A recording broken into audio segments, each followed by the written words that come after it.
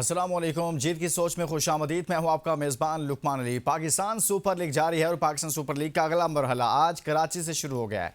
कराची में Pakistan super league 2026 का यानी कि PSL 11 का पहला मैच आज खेला गया और इस मैच में हैदराबाद को एक मरतबा फिर से शिकस्त का सामना करना पड़ा है। पेशावर ज़ल्मी ने अपना मैच जीत लिया है और यूं कहिए कि हैदराबाद ने पहले खेलते हुए 145 रन बनाए थे।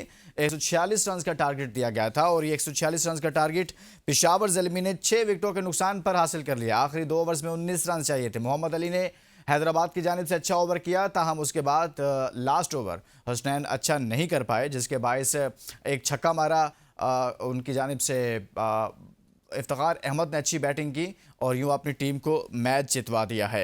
और बात की जाए मजमूई तौर पर तो इस मैच के अंदर पेशावर ज़ल्मी की जानिब से जो बॉलर्स ने अच्छी बॉलिंग की है उनमें शामिल हैं।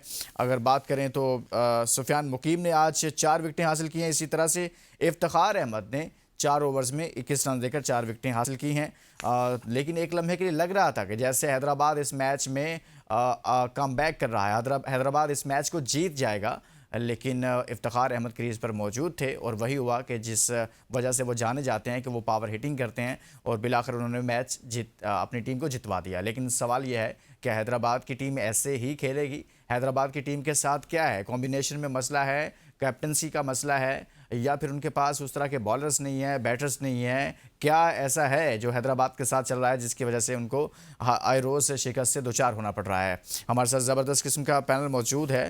फ़ाद लियाकत साबिक फर्स्ट क्लास क्रिकेटर हमारे साथ मौजूद हैं, बहुत शुक्रिया फ़ाका। इसी तरह से गुलाम मुर्ज़ा हमारे साथ मौजूद हैं, क्रिकेट एक्सपर्ट हैं, स्पोर्ट्स जर्नलिस्ट हैं, बहुत शुक्रिया गुलाम मुर्ज़ा साहब आपका। फ़ाद, आपसे आगाज़ करूँगा। हैदराबाद और पेशावर ज़ल्मी का मैच था, पेशावर ने हैदराबाद को शिकस्त दी है। आपके ख्याल में हैदराबाद जैसे रावलपिंडी को मुसलसल शिकस्त हो रही है, ऐसे ही हैदराबाद भी क्रिकेट खेल रहा है? हैदराबाद और रावलपिंडी दोनों नई टीमें हैं, दोनों ही पॉइंट्स टेबल पर भी आखिरी दोनों नंबर पर हैं, नीचे से दोनों का मुकाबला चल रहा है। क्या मसला है हैदराबाद के साथ आपके ख्याल में जिसकी वजह से उसकी परफॉर्मेंस बेहतर नहीं हो पा रही और वो मैच को जीत नहीं पा रहे? Thank you for having me again. Lukman, उनको ये कॉम्बिनेशन का मसला आ रहा है। अगर उनकी आप ऑन द पेपर साइड देखें तो बड़ी स्ट्रॉन्ग साइड है हैदराबाद की, इतने मंजे हुए खिलाड़ी हैं। उसके अंदर शर्जील भी है, मैं देख रहा हूँ, मतलब नहीं स्कोर कर पा रहा है। उसको अब स्कोर करना चाहिए। देखिए, कलेक्टिव एफर्ट्स होती हैं T20 के अंदर। अब हर एक को जो है अपना पूरा 100% डालना चाहिए। मुझे इनके अंदर जो है ना वो लैक ऑफ कम्युनिकेशन भी नजर आ रहा है, और जो इनके टीम लीडर है वो बेसिकली टीम को उस तरह से लड़ा नहीं पा रहे हैं। अभी भी आपने देखा होगा एंड के ऊपर ये मैच को वो जीत भी सकते थे, लेकिन उन्होंने मतलब लास्ट ओवर में 14 रन जो हैं वो मतलब खा लिए हैं, जो कि मतलब मैच जहाँ पे वो जीत चुके हुए थे बेसिकली। और पेशावर का मैं ये कहूंगा कि पेशावर को बड़ा कन्विंसिंगली ये मैच जीतना चाहिए था। बाबर आजम अगेन बहुत अंडर प्रेशर इनिंग खेली है उन्होंने। वही रन अ बॉल, मतलब फिर मैच तो जिता के आओ ना। जब पूरी बारी आपने ले ली है, 35-40 गेंद खेल लिए हुए हैं, उसके बाद तो गेम खोल देनी चाहिए। ये 2-3 ओवर पहले तो मैच खत्म होना चाहिए था। आपने बड़ा खूबसूरत कमेंट किया कि ये 2-3 ओवर्स पहले मैच खत्म होना चाहिए था। मैच आखिरी ओवर में आखिरी बॉल्स की तरफ जाता हुआ नजर आया, शायद इससे पहले ही खत्म हो जाता क्योंकि टारगेट बहुत कम था। अच्छा गुलाम मुर्जा, आपके ख्याल में हैदराबाद की टीम के साथ पहले हम इसको डिस्कस कर रहे हैं कि हैदराबाद की टीम के साथ क्या मसला चल रहा है कि बैटिंग स्ट्रॉन्ग नहीं है, कैप्टन ठीक से कैप्टनसी नहीं कर पा रहे, और जैसे फ़ात ने बात की हम आखिरी ओवर में देख भी रहे थे ना, कम्युनिकेशन का इशू है। मतलब हमारे बहुत सारे प्लेयर्स जो हैं वो इंग्लिश नहीं पढ़ समझ सकते या नहीं बोल नहीं सकते, तो ये भी एक मसला है। लेकिन क्या मजमूई तौर पर आपको क्या तासुर मिलता है अब तक कि उसकी अभी तक की उसकी गेम को देख कर कि कहाँ पर वो लैग कर रहे हैं, क्या मसला है उसके साथ? सबसे पहले तो जो उनके कप्तान है मार्नस लबुशेन, नो डाउट वो जो इंटरनेशनल क्रिकेट में खासकर जो वनडे और 5 डे क्रिकेट में बहुत ज्यादा उनको एक्सपीरियंस है। लेकिन आप ये देखें कि वो उनकी मुल्क की जो लीग होती है BBL, उसमें भी वो खेलते हुए दिखाई नहीं देते। तो वो किस तरह खेलेंगे मॉडर्न डे क्रिकेट? रना बॉल वो खेलते हैं और 1 डाउन या 2 डाउन बारी लेने के लिए आते हैं। तो आपकी टीम का एक स्ट्रक्चर बनना होता है, आपके पास पूरी एक बॉलिंग लाइन भी वैसी नहीं है। आज आपने हुनैन शाह को खिलाया जो कि अच्छा परफॉर्म कर रहे हैं, तो मॉडर्न डे जो क्रिकेट है वो सारी यंगस्टर की गेम है। और अभी भी आप देखें कि जब मास सदाकत ऊपर से बैटिंग करने के लिए आए थे पिछले मैच में भी, आज के मैच में भी साइम अयूब जब बैटिंग कर रहे थे तो अच्छे रन्स कर रहे थे, पावर प्ले को सही यूटिलाइज कर रहे थे। उसके बाद आप शर्जील खान को लिया, पिछले मैच में उन्होंने छठे नंबर पे बारी की थी तो वो तब अच्छे निक में नजर आए थे, लेकिन आज जब ऊपर भारी लेने के लिए उनको भेजा तो इफ्तिखार अहमद ने आउट कर दिया। कराची की कंडीशन थोड़ी लाहौर से डिफरेंट भी है, लेकिन मुझे ऐसा लगता है कि इनकी जो प्लेयर सिलेक्शन थी, एक तो जो 16 की टीम इन्होंने बनाई, 20 की टीम जो इन्होंने सेलेक्ट की वो भी कुछ बेहतर नहीं थी, उसमें भी फ्लॉज थे। ऊपर से इनके पास एग्रेसिव बैटर सिर्फ ओपनर ही है, उसके बाद बारी लेने के लिए कोई अच्छा मिडल ऑर्डर भी नहीं है। मुसलसल चेंजिंग भी कर रहे हैं, जब टीम हार रही होती है तो आपका कॉन्फिडेंस भी शेक हो जाता है। तो इसलिए सबसे पहले इनको अपना कम्बिनेशन वैसे बनाने की जरूरत है कि जो विनिंग कम्बिनेशन हो, जो अच्छे यंगस्टर उस टीम में डाले जाएं। तो मुझे ऐसा लगता है कि इनको बैटिंग में भी उस तरह की जो स्पार्क जो दिखाई नहीं दिया। एक मैच में इन्होंने बहुत अच्छे रन्स किए थे, लेकिन इनकी बॉलिंग ऐसी थी कि इन्होंने 200 रन्स चेस भी करवाए। तो आपके पास अच्छे स्पिनर्स, एक स्पिनर है साइम अयूब जो पाकिस्तान की तरफ से भी बॉलिंग करते, स्पिन बॉलिंग। हसान खान वो पाकिस्तान से खेलते थे, अब वो यूएसए जाके खेल रहे हैं। तो यूएसए में जिस तरह की क्रिकेट होती है तो वो आपको भी पता है कि उसका वो लेवल और पाकिस्तान का जो लेवल है, सारे आपने अपनी जो यूएसए खेलने वाले क्लब के लड़के थे वो आपने रखे, तो इसलिए कॉम्बिनेशन भी ज्यादा बेहतर नहीं बन रहा। और बॉलिंग साइड में कोई बड़ा नाम नहीं है।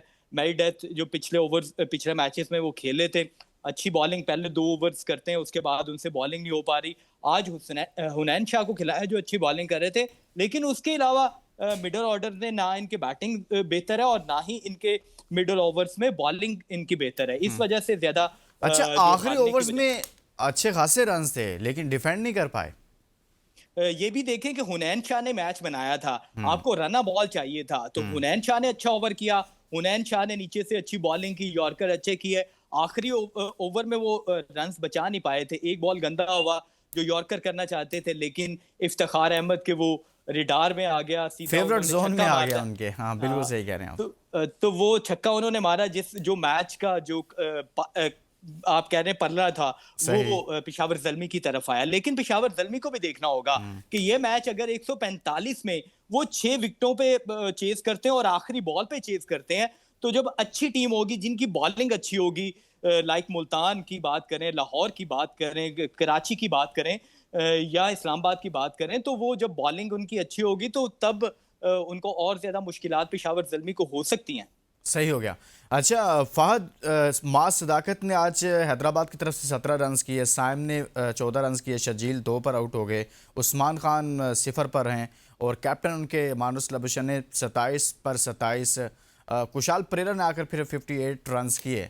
पूरा टॉप ऑर्डर, मिडिल ऑर्डर बुरी तरह से फ्लॉप हुआ है। और ये जो नए लड़के हैं, जैसे अभी मैं बात कर रहा था मास सदाकत की, साइम की, और ख़ास तौर पर मैं चाहता हूँ कि साइम अयूब के साथ क्या चल रहा है, उनकी बैटिंग कहाँ चली गई है। वो बैटिंग जिसकी वजह से वो टीम में आए, जिसकी वजह से उनको एक पहचान मिली, वो बैटिंग कहाँ पर कहीं पर खो गई है।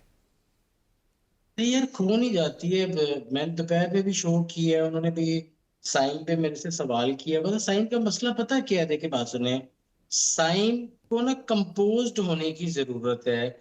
ये अब एक बड़ी एक टेक्निकल टर्म है बेसिकली क्रिकेट के अंदर। आप जब कंपोज्ड हो जाते हो ना तो आप फिर प्लेयर बनते हो। और कंपोजर के अंदर आपको जो सबसे पहला स्टेप होता है, आपको थोड़ा सा सेल्फिश होना पड़ता है। आप रुको तो सही, वो है ना वो जो क्या जोक है, वो भाई रुको तो सही, सब्र तो करो।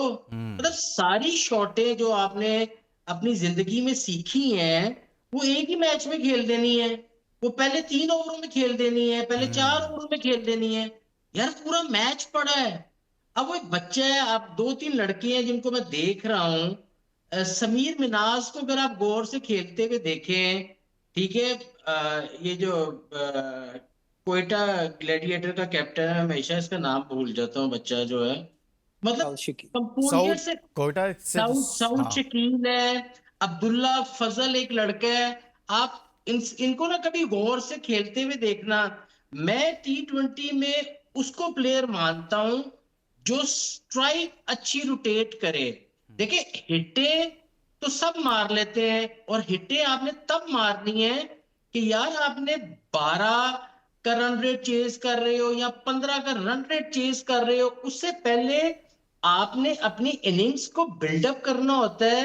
अच्छा, आपने ये देखना होता है अगर आप अंदर गए हो, जो पहले खेल रहा है आप उसको खिलाओगे, आप स्ट्राइक को रोटेट करोगे। आपने लड़का देखे हसन नवाज, इसने भी इंप्रूव किया है, स्ट्राइक को रोटेट कर रहा है। उससे क्या होता है, आप 30-40 रन एनी कर जाते हो और उसके बाद आपके पास चांस होता है हिट मारो। अब साइम का मसला ये हो रहा है कि साइम अर्ली ऑन अपनी सारी शॉटों को रोक रहा है। जो मैं कंपोजर की बात करता हूं, उसमें मैंने आपको बताया है स्टेप नंबर 1 है आपने सेल्फिश होना है, स्टेप नंबर 2 है रिस्पेक्ट द गुड बॉल।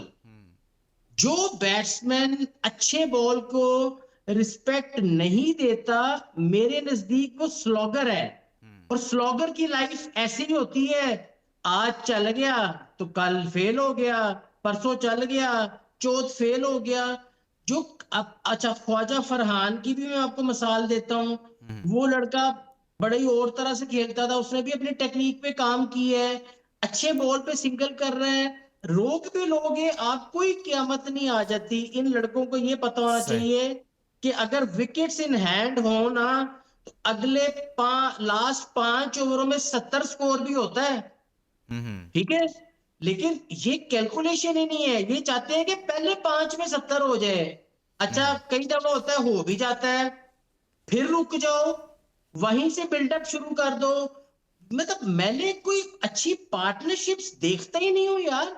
ये पार्टनरशिप की गेम है, सही ये होगा। गोल्स थोड़ी हो रहा है जिसमें इंडिविजुअल स्कोर करना है। इट्स अ आप टीम कह रहे हैं कि गेम। इनको कम से कम साइम अयूब को इन चीज़ों पर देखना चाहिए कि जो भी उनकी बेहतरीन शॉट्स हैं, वो ज़रूरी नहीं है कि आप आते ही फौरी तौर पर उनको यस, खेलना शुरू कर दें और फौरी तौर पर आकर अटैक करना शुरू कर दें, बल्कि आप समीर मिन्हाज को देखें। आपने साबजा फरहान की बात की, जिनको आप वो ख्वाजा फरहान कह रहे थे, साबजा फरहान की बात की। अच्छा, ये गुलाम मुर्जा, जब हम ये बात कर रहे हैं बॉलिंग साइड की, हम थोड़ी सी बात कर लेते हैं और बॉलिंग की मैं बात करना चाहता हूँ इन्हीं के। अब इनमें जो बॉलर हैं इनके पास, हैदराबाद के पास मोहम्मद अली हैं, 3 ओवर्स में 16 रन दिए। आज कदरे बेहतर बॉलिंग कर रहे थे, 1 विकेट लिया है, लेकिन कोई ऐसा बॉलर नज़र नहीं आता जो बहुत ज़्यादा इम्पैक्टफुल हो, यानी कि लगता हो कि यार ये एक ही बंदा मैच जितवा देगा, 4-5 विकेटें ले लेगा। मुझे इसमें कोई ऐसा नज़र नहीं आता।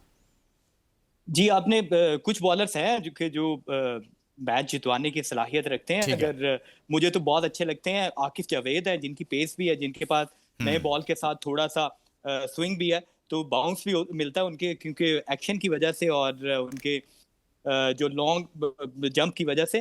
तो मैरी डेथ जो ऑस्ट्रेलियन है, वो भी अच्छे फास्ट बॉलर है, पेस भी उनके पास भी है।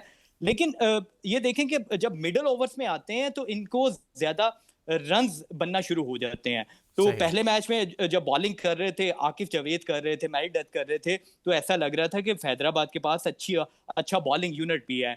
लेकिन आकिफ जावेद भी क्योंकि हार रहे हैं, तो वो मुसलसल कॉम्बिनेशन भी तब्दील कर रहे हैं, मैरी डेथ को भी बिठा रहे हैं, आकिफ जावेद को उन्होंने खिलाया नहीं है, तो नए कॉम्बिनेशन भी आजमाने की कोशिश कर रहे हैं। तो इसलिए वो भी एक वजह है कि जब टीम हारती है तो बहुत सारी जो खामियां हैं, वो सारी की सारी जो अच्छाइयां होती हैं, वो भी खामियों में तब्दील हो जाती है। कुछ अच्छे बॉलर जरूर हैं, लेकिन मुझे ऐसा लगता है कि दरमियान का जो पीरियड होता है बैटिंग के लिए चाहे बॉलिंग के लिए, वो बहुत क्रूशियल है T20 क्रिकेट में। तो इनके पास जो स्पिनर्स वैसे नहीं है। साइम अयूब भी नया बॉल बहुत अच्छा करते हैं, लेकिन मिडल ओवर्स में वो भी उस तरह की बॉलिंग नहीं करते जिस तरह एक प्रॉपर स्पिनर करता है। उसके बाद इनके पास स्पिनर, एक पार्ट टाइमर स्पिनर है, हसान खान है, उसके अलावा तो कोई स्पिनर इनके पास दिखाई नहीं देता। तो बॉलिंग यूनिट भी आप ये कह सकते सही। हैं कि बहुत ज्यादा अच्छा नहीं है। वो नया बॉल करने वाले कुछ बॉलर है, कुछ दरमियान में बॉलिंग करने वाले बॉलर नहीं है। लेकिन मोहम्मद अली की बात आप कर रहे थे, पहले मैचेस में उनको बहुत ज्यादा रन्स पड़े थे, लेकिन इस मैच में उन्होंने बॉलिंग कुछ बेहतर की है, क्योंकि लाहौर के जो ट्रैक थे वहां पे रन्स ज्यादा बन रहे थे। अभी क्योंकि कराची में पहला मैच हुआ है, स्पिनर ने, पेशावर जल्मी के स्पिनर ने 8 आउट किए हैं, तो इसलिए वहां पे अब ये कंडीशन को किस तरह अडेप्ट करते हैं, वहां पे कंडीशन से किस तरह सही। फेमिलियर होते हैं, अपनी टीम को लेके कैसे चलते हैं, अब ये देखना होगा। लेकिन बॉलिंग यूनिट में कुछ अच्छे बॉलर हैं, लेकिन आप ये नहीं कह सकते कि मुकम्मल ऐसी बॉलिंग है सही। कि कि जो थोड़े रन्स करे बैटिंग उसे सेव कर सकती है। जाहिर सी बात है, टारगेट भी कम था। अच्छा फहद, अभी जैसे गुलाम मुर्सा ने बात की है ना कि पेशावर ज़ल्मी के 2 बॉलर्स ने, 2 स्पिनर्स ने 8 विकेटें ली हैं।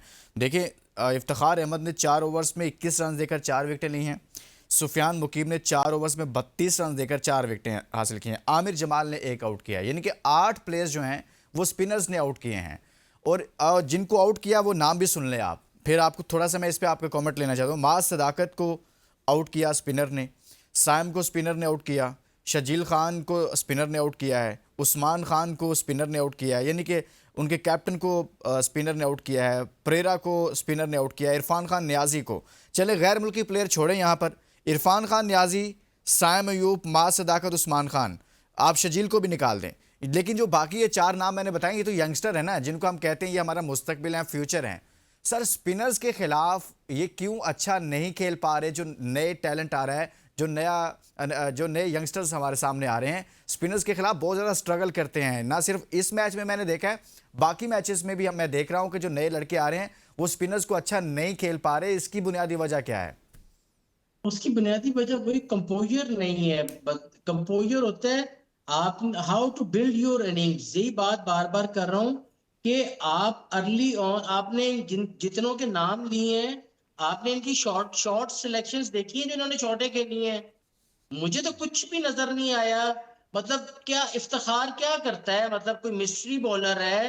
मतलब कोई गुगली कर देता है? कुछ भी नहीं है। वो सीधी सीधी बॉल कर रहा है यार। आप खुद आउट हो रहे हो, उसका कौन सा रिवर्स स्विंग हुआ है या उसने यॉर्कर्स मार दी हैं आपको या गुगलियां कर दी हैं? कोई तो एक चीज बताओ ना। चलो मुकीम का पता चलता है वो एक प्रॉपर बॉलर है, उसने अच्छी लाइन पे बॉल किया, लेकिन आपने उसको भी फजूल शॉट्स मार दिए हैं। भाई आप मतलब इतने आपने, मैं देखता हूँ ऑलराउंडर इकट्ठे किए होते हैं, इतनी इतनी टीमों की डेप्थ बैटिंग है यार। रिस्पॉन्सिबिलिटी कोई शो नहीं करता है। सही। ये रिस्पॉन्सिबिलिटी है। रिस्पॉन्सिबिलिटी शो करोगे, कंपोजर खुद आ जाएगा। बार बार एक चीज समझाता हूँ, पता नहीं इन लोगों को इनकी मेंटोरिंग कौन करता है, कैसे करते हैं, या जो मेंटोरिंग करते हैं उनको भी कंपोजर का पता है कि नहीं पता। हमें तो 20 साल पहले सिखाया गया था कि कंपोज सही। हो जाओ। ठीक है, जब नजर आ गए हो, तुम्हें जगह मिल गई है, पता चल गया है तुम अच्छे प्लेयर हो, तो कंपोज हो जाओ। हमारे क्या करते हैं, उल्टा करते हैं। नजर आ गए, जगह मिल गई, पता चला प्लेयर है, इररिस्पॉन्सिबल शॉट्स खेलते हैं। सही हो इसका गया। मतलब ये होता है वो अपने कंपोजर में से बाहर निकल जाते हैं। This is the fault with everyone. सही है। तो ये स्पिनर, अच्छा गुलाम मुर्जा आपसे भी मेरा यही सवाल है, जो हमारे यंगस्टर्स हैं, मैंने नाम आपके सामने रखे हैं, माज सदाकत है, साइम है, उस्मान खान है, फिर इरफान खान न्याजी है, बाकियों को मैं एक साइड पर कर रहा हूँ जो गैर मुल्की प्लेयर्स हैं, क्योंकि हमने तो इनको भी डिस्कस करना है ना। इनको स्पिनर्स ने ही आउट किया है, और ये मसला आ रहा है कि एक जानिब तो हमें फास्ट बॉलर नहीं मिल रहे इस टूर्नामेंट से, ओवरऑल हमें कोई ऐसा बॉलर नज़र नहीं आ रहा, स्पिनर्स हमें बहुत सारे मिल रहे हैं, बैटिंग में हमें ओपनर्स मिलते जा रहे हैं, और जो ओपनर्स मिल रहे हैं या जो बैट्समैन हमें मिल रहे हैं, नया टैलेंट, जिसको हम नया टैलेंट या यंगस्टर कहते हैं, वो सर स्पिनर को अच्छा नहीं खेल पा रहे। इसकी क्या बुनियादी वजह है? क्या सिस्टम का फेलियर है? क्या डोमेस्टिक क्रिकेट का मसला है? कहाँ पर क्या मसला आ रहा है कि ये नया टैलेंट स्पिनर्स को अच्छा खेल ही नहीं पा रहा? जी बिल्कुल, सबसे जरूरी है कि जो स्पिनर को खेलने के लिए आपको 4 डे क्रिकेट ज्यादा खेलनी पड़ेगी, पिच के ऊपर ज्यादा टाइम गुजारना पड़ेगा, ज्यादा बॉलों को फेस करना पड़ेगा।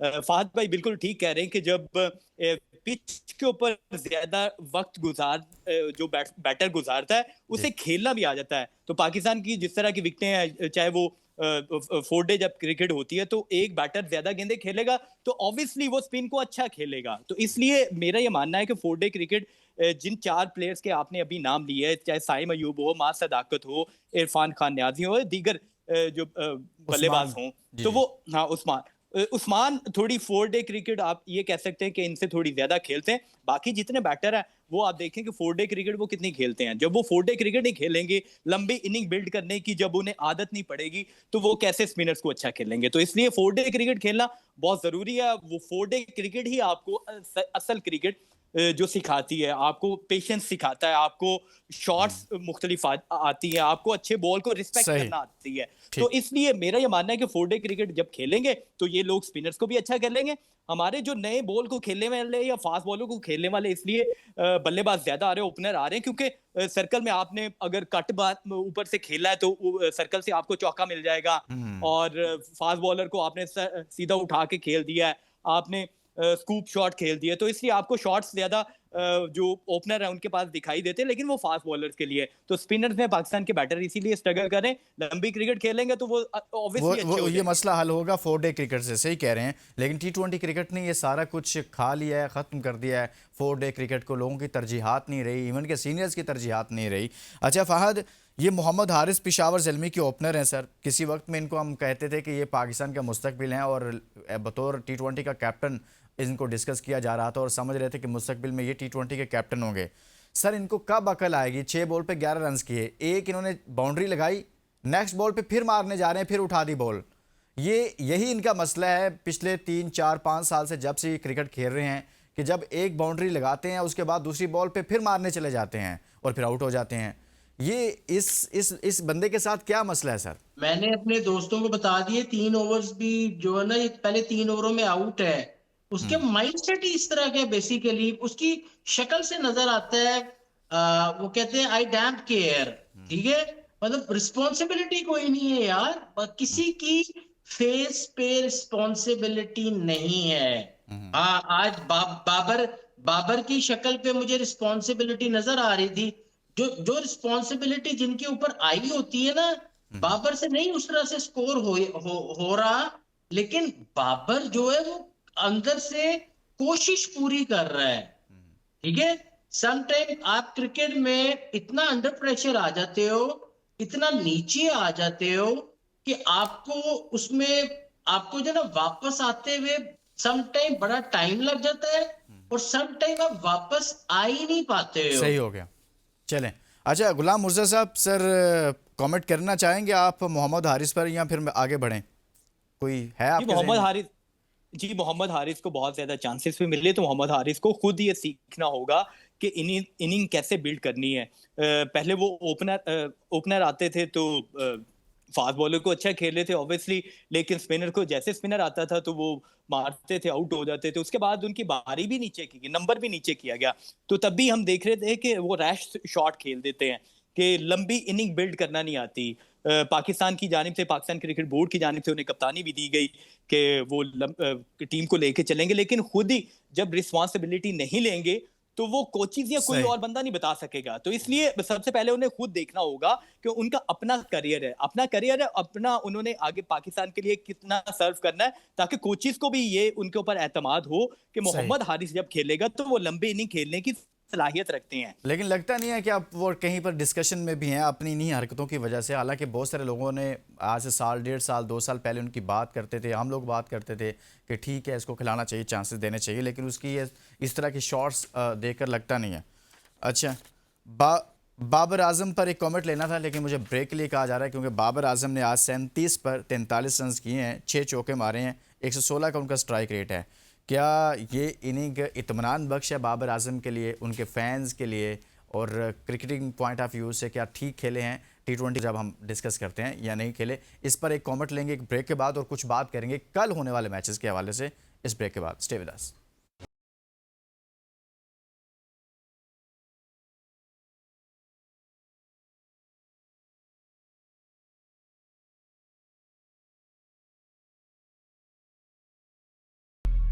Welcome back. कुछ कल के मैचेस पर बात करेंगे, ताहम मैं उससे पहले बाबर आजम की इनिंग पर एक कमेंट लेना चाहता हूं। कल 2 मैचेस हैं, बाबर आजम ने 37 बॉल पर 43 रन किए। फहद लियाकत साहब, इत्मीनान बख्श है उनकी ये इनिंग बतौर कैप्टन? आज जिस तरह से वो खेल रहे थे, अगर आप मैच तब देख रहे थे तो सही है, ऐसे ही खेली जाती है T20 क्रिकेट, या आप समझते हैं नहीं यार उनको थोड़ा तेज़ खेलना चाहिए था, इतने ओवर्स खेल लिए तो बेहतर खेल सकते थे?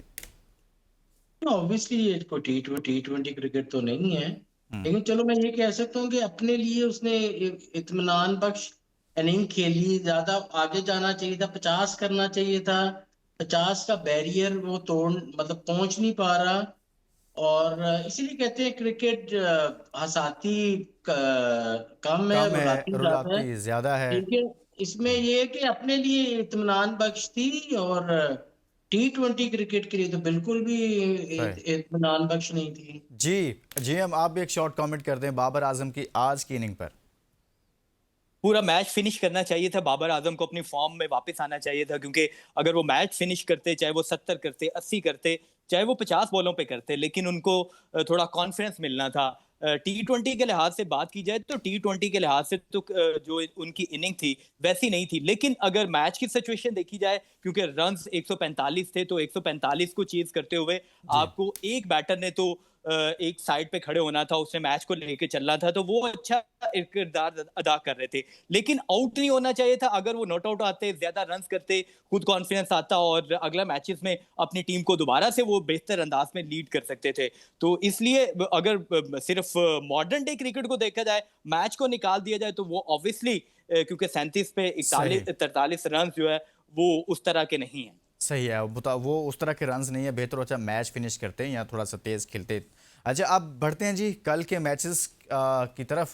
कल दो मैचेस हैं। पहला मैच पर हम बात करते हैं दोनों मैचेस के हवाले से। इस्लामाबाद यूनाइटेड वर्सेस लाहौर कलंदर्स एक मैच खेला जाएगा, और इस हवाले से मैं आपको ये भी बता दूं कि इस्लामाबाद पॉइंट्स टेबल पर इस वक्त तीसरे नंबर पर है, और इस्लामाबाद ने 4 मैचेस खेले हैं, 2 जीते हैं, एक में उसको शिकस्त का सामना करना पड़ा है। और इसी तरह से हम बात करेंगे कि लाहौर कलंदर्स की। लाहौर पॉइंट्स टेबल पर 5वें नंबर पर है, और लाहौर ने 3 मैचेस खेले हैं और 2 मैचेस में इसमें कामयाबी हासिल की है। हेड टू हेड दिखा दें दोनों तरफ से, दोनों टीमों के, तो ये ज़्यादा बेटर रहेगा भाई। हेड टू हेड दिखाएं कि कौन। हाँ, टोटल मैचेस दोनों के दरमियान अभी तक पाकिस्तान सुपर लीग में 11 मैचेस हुए हैं, और लाहौर ने 11 मैचेस जीत रखे हैं। इस्लामाबाद, हाँ, 22 मैचेस हुए हैं, और इस्लामाबाद ने भी 11 जीते हैं, और लाहौर को यानी कि 11 के, दोनों ने 11-11 जीते हैं, यूँ कर लें। चलें अब दोनों के बैटर्स दिखा दें जी। बैटिंग में समीर मिन्हास हैं, इस्लामाबाद यूनाइटेड से अच्छे रन्स कर रहे हैं। 3 मैचेस में 180 रन्स किए हुए हैं, 90 की उनकी एवरेज है, स्ट्राइक रेट 171 का है, और 2 उन्होंने 50 स्कोर कर रखी हैं। मोहम्मद नईम है लाहौर कलंदर से, मैचेस उनके 3 हैं, 103 रन्स हैं, 34 की एवरेज है। बॉलर्स की बाद में बात करते हैं जी। फ़ाहद लियाकत साहब, कल का जो मैच होने जा रहा है लाहौर वर्सेस इस्लामाबाद यूनाइटेड, आपके ख्याल में कौन सी टीम ज़्यादा तगड़ी है और क्यों? बॉलिंग की वजह से, बैटिंग की वजह से? नहीं यार, दोनों ही तगड़ी टीमें हैं। आपको बताइए, आपने इनका हेड टू हेड बताया भी है। हम्म। दोनों अच्छी टीमें हैं, अच्छे कॉम्बिनेशन है। मैं स्लाइटली सा किसी को भी एडवांटेज नहीं दे सकता, इसलिए कि पिच पे डिपेंड करेगा, टॉस पे डिपेंड करेगा, फिर प्लेइंग 11 क्या खेल रही है उस नहीं, पे डिपेंड समीर करेगा। जब मिन्हास एक्स फैक्टर नहीं हो सकते इसमें? बिल्कुल हो सकता है, क्यों नहीं हो सकता, इतना फॉर्म में है। लेकिन वो उसको, मेरा मशवरा यही है कि उसको गो विद द फ्लो जाना चाहिए। उसको कोई चीज नई स्पेशल करने की जरूरत नहीं है, वो खुद स्पेशल है। सो वो अपनी लिमिट्स में रहे, और जो गेम वो खेल रहा है वो वही खेले। वो ये बिल्कुल भी ना सोचे कि यार मैं 35 बॉलों पे 70 कर दूं, या मैं आज 40 बॉलों पे 100 करने की कोशिश करता हूँ। मतलब game plan according to the situation खेले, और उस बच्चे के अंदर मतलब वो बातें हैं, मैं आपको क्या बताऊं। मतलब ही इज वन ऑफ द सही। Finest find we ever had. सही होगा। अच्छा जीएम, कल जो मैच है इस्लामाबाद और लाहौर में, आपके ख्याल में लगता है कि जो कराची की कंडीशंस हैं, पहले तो लाहौर में ही मैचेस हो रहे थे, ये कल का मैच भी लो स्कोरिंग होने जा रहा है? और दूसरा ये कि इन दोनों टीमों का जब हम मुवाजना करते हैं, मैंने बैटर्स कुछ आपके सामने रखे हैं। समीर एक इनफॉर्म बैटर, टॉप स्कोरर भी हैं, एक तरह से इस इवेंट में अच्छे स्कोर्स कर रहे हैं वो। तो आपको लगता है कि ये इस्लामाबाद यूनाइटेड का पलड़ा भारी है अगेंस्ट लाहौर? नहीं, मुझे ऐसा लगता है कि लाहौर ज्यादा सही। फेवरेट होगी, उसे स्लाइटली एज होगा, क्योंकि लाहौर की टीम देखा जाए तो लाहौर की टीम मुसलसल 4-5 सालों से उनकी कोर वही खेल रही है। अब्दुल्ला शफीक वहीं पे है, फखर जमान वहीं पे है, हारिस रऊफ वहीं पे है, शाहीन अफरीदी वहीं पे है, सिकंदर रजा वहीं पे है। तो उनकी कोर वही खेल रही है तकरीबन जो 4-5 से, तो वो मुकम्मल तौर पे जेल है। इस्लामाबाद की कोर वैसी नहीं रही। पहले कॉलन मुनरो उनके खेलते थे, एलेक्स हेल उनके पास थे, और जो उनके बल्लेबाज जो खेलने वाले थे तो वो कोर उनकी तब्दील हो चुकी है। समीर मिन्हाज उनको बहुत जबरदस्त टैलेंट मिला है। अब देखना समीर मिन्हाज का भी कल चैलेंज होगा, क्योंकि कल जिस तरह की वो पहले मैचेस वो खेले हैं उन्होंने रन्स किए, तो यहाँ पे लाहौर कलंदर की जो बॉलिंग है उसमें शाहीन शाह अफरीदी है, हारिस रऊफ हैं, और आपके पास दूसरे जो हुनैन शाह के छोटे भाई हैं वो भी हैं, सिकंदर रजा बॉलिंग करते हैं। तो इसलिए इनकी बॉलिंग, लाहौर कलंदर की जो बॉलिंग है वो तकरीबन वही है जो पाकिस्तान की बॉलिंग थी। तो इसलिए मुझे लगता है कि समीर मिन्हाज का चैलेंज भी होगा, लेकिन अगर वो इनके खिलाफ रन्स करते हैं तो उनको और ज्यादा कॉन्फिडेंस मिलेगा। वो यंगस्टर हैं, प्रोमिनेंस उनकी प्रोमिनेंट वो नजर आ रही है कि वो अच्छे रन्स कर रहे हैं, टेक्निकल बहुत साउंड है, तो अच्छे रन्स करने की सलाहियत रखते हैं। शादाब खान ने रन्स किए, समीर मिन्हाज ने रन्स किए, तो इस्लामाबाद मैचेस जीती। अब देखना है, क्योंकि लाहौर के पास परवेज इमोन भी है जिन्होंने पिछले मैच में रन्स किए, मोहम्मद नईम भी है पिछले मैच में रन्स किए, उसके अलावा सिकंदर रजा है जो लगातार रन्स करते आ रहे। तो अच्छी बैटिंग बॉलिंग का मुकाबला होगा। अब देखना है कि इस्लामाबाद चलें, आपने बॉलिंग की उसको बात की है, मैं बॉलिंग के कुछ स्टैट्स आपके सामने रख देता हूं कि इस टूर्नामेंट में दोनों तरफ से किसने ज़्यादा विकेटें ले रखी हैं। दिखा दें जी। शाहीन शाह अफरीदी हैं लाहौर कलंदर्स की तरफ से, 3 मैचेस हैं इनके, 6 विकेट्स इन्होंने ले रखी हैं, 11 ओवर्स करवाए हैं, 13 की एवरेज है, 7.09 की इकॉनमी है। दोनों ही मतलब दोनों तरफ से कैप्टन। उधर शादाब खान है, शादाब खान साहब ने 3 मैचेस में 5 विकेट्स लिए हैं, 7.90 की इकॉनमी है, यानी कि करीब करीब ही है, एवरेज 15 की है। इस्लामाबाद की जो बॉलिंग है ना वो कोई बेहतर नज़र नहीं आ रही जी। फ़ाहद लियाकत साहब, बल्कि हम अगले मैच पर चलते हैं, फिर मैं उस पर आपका कमेंट लेता हूँ जी। नेक्स्ट मैच क्या दिखाएं जी, जो दूसरा मैच है उस हवाले से, कराची किंग्स वर्सेस पेशावर ज़ल्मी, इसके हेड टू हेड दिखा दें। 23 मैचेस हैं, पेशावर ने अभी तक 15 मैचेस जीते हैं और कराची ने सिर्फ 8 मैचेस जीते हैं। लेकिन पॉइंट्स टेबल पर देखा जाए तो इस बार कराची दूसरे नंबर पर है, 3 मैचेस खेला है और 3 के 3 जीता हुआ है। और दूसरी जानिब पेशावर ज़ल्मी आज खेला है और आज पेशावर ने हैदराबाद को शिकस्त दिया। फ़ास्ट सवाल मेरा ये है कि वो कराची किंग्स जो अच्छा टूर्नामेंट खेल रहा है अभी तक, दूसरे नंबर पर पॉइंट टेबल पर, अपने तमाम के तमाम मैचेस जीता है, पेशावर ज़ल्मी ने जिस तरह की आज परफॉर्मेंस दी है, इस परफॉर्मेंस को देखते हुए क्या पेशावर जो है वो कराची को शिकस्त दे सकता है कल कराची में ही? नहीं, अगर आज की आप परफॉर्मेंस को कंपेयर करते हैं तो डेफिनेटली नॉट, बिकॉज कराची बड़ी अटैकिंग क्रिकेट खेल रहा है। मैं इस दफा वाहिद देख रहा हूँ बड़ी देर बाद के मुझे कराची की टीम जो है बड़ी बैलेंस टीम लग रही है, और मुझे लगता है वो टफ टाइम देगी इस दफा और वो ऊपर आएगी। इसलिए इस मैच के अंदर मैं कराची को फेवरेट्स बोलूंगा। सही हो गया। अच्छा गुलाम मुर्जा, वार्नर की क्या खबर है? डेविड वार्नर से मुतालिक क्या वो कराची को दस्तयाब हैं, खेलेंगे मैच? वार्नर का यही बताया जा रहा था कि आज रात को वो पहुंच जाएंगे, लेकिन अभी कंफर्म नहीं है। तो वार्नर पहुंच जाते हैं तो उनकी टीम का जो कॉम्बिनेशन बना हुआ है वो बहुत जबरदस्त है, क्योंकि उनके पास अटैकिंग बैटर्स भी मौजूद है, बॉलिंग अच्छी है और फील्डर्स भी उनके पास अच्छे हैं। कुछ यंगस्टर्स आए हैं जो टीम को बहुत अच्छे अंदाज में टीम में परफॉर्म कर रहे हैं। तो कंडीशन अब देखना है कि लाहौर की कंडीशन से वो फेमिलियर हो चुके थे, यहाँ की जो पिच कंडीशन थी उससे वो जान चुके थे, 3 मैचेस खेले, तीनों जीते। अब कराची में क्योंकि आज का मैच जो हुआ है तो हमें स्पिनर्स का रोल थोड़ा ज्यादा दिखाई दिया कराची में, तो अगर इसी तरह का रोल रहता है तो फिर हो सकता है डिफरेंट भी हो सकता है। लेकिन पेशावर ज़ल्मी ने जिस तरह का मैच आज का खेला है तो वो उनका कॉन्फिडेंस तो थोड़ा ये तो जरूर होगा कि हम जीते हैं, लेकिन आप ये नहीं कह सकते कि यानी कि जिस तरह से जीते हैं ये एक अलग से सवाल हो जाएगा। जीते हैं हम, लेकिन जिस तरह से जीते हैं ना, ये जो अगला जुमला है ना, ये थोड़ा सा सोचने वाला हो जाता है। बहुत शुक्रिया गुलाम मुर्जा, बहुत शुक्रिया फ़ाहद लियाकत साहब, आप दोनों दोस्तों का बहुत बहुत शुक्रिया। आज एक मैच हुआ जिसमें पेशावर ज़ल्मी ने शिकस्त दी हैदराबाद किंग्समैन को, और हैदराबाद मुसलसल शिकस्त से 2-4 हो रहा है। 4 के 4 मैचेस में हैदराबाद जो नई टीम आई थी उसे शिकस्त हुई है। इजाज़त दीजिए, अपना बहुत सारा ख्याल रखिए, अल्लाह हाफ़िज़।